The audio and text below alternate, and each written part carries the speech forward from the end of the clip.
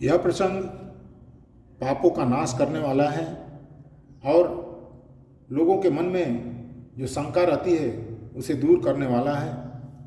पार्वती जी शंकर जी से पूछती हैं कि हे प्रभु, ये बताइए कि कागभुसुंडी इतने ज्ञानी विज्ञानी कैसे हुए, और अगर इतने ज्ञानी और विज्ञानी थे तो कौवा का रूप कैसे पकड़े। ऐसे ही प्रश्न विहंगपति किन्ह काग सन जाय, सो सब सादर कहूँ सुनहु माँ मन लाय। पक्षीराज गरुण जी ने भी जाकर काकभुसुंडी से ऐसे ही प्रश्न किए थे। वही कथा मैं कह रहा हूँ। हे पार्वती जी, अभी आप मन लगा करके सुनो। मैं जिमि कथा सुनी भव मोचनी, सो प्रसंग सुन समुख सुलोचनी। प्रथम दक्ष गृह तव अवतारा, सती नाम तब रहा तुम्हारा। मैंने उसी प्रकार वह भव जन्म मृत्यु से छुड़ाने वाली कथा सुनी है। हे सुलोचनी, वह कथा मैं आपको सुना रहा हूँ। पिछले जन्म में तुम दक्ष के यहाँ सती के रूप में अवतार लिया था। दक्ष यज्ञ तव भाय अपमाना, तुम अति क्रोध तजेउ तव प्राणा।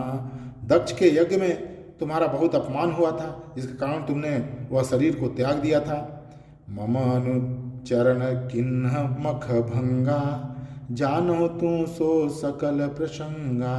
मम अनुचरण किन्ह मख भंगा, जानो तुम सो सकल प्रसंगा। दक्ष के यज्ञ में तुम्हारा अपमान हुआ, तब तुमने अत्यंत क्रोध करके प्राण त्याग दिए थे, और फिर मेरे सेवकों ने यज्ञ विध्वंस कर दिया था। वह सारा प्रसंग तुम जानती ही हो। तव यति सोच भयउ मन मोरे, दुखी भयउ वियोग प्रिय तोरे। उसके बाद मेरे को बहुत सोच हुआ और मैं तुम्हारे वियोग में बहुत दुखी हो गया था।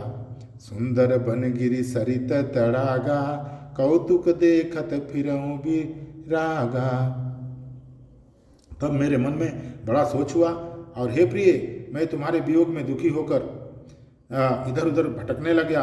विरक्त भाव से सुंदर वन, पर्वत, नदी और तालाबों का कौतुक दृश्य देखता फिरता था। गिरि सुमेर उत्तर दिशि दूरी, नील शैल एक सुंदर भूरी। तासु कनकमय शिखर सुहाए, चारि चारु मोरे मन भाए। उस शिखरों में एक एक कर बरगद, पीपल, पाकड़ और आम का एक एक विशाल वृक्ष है।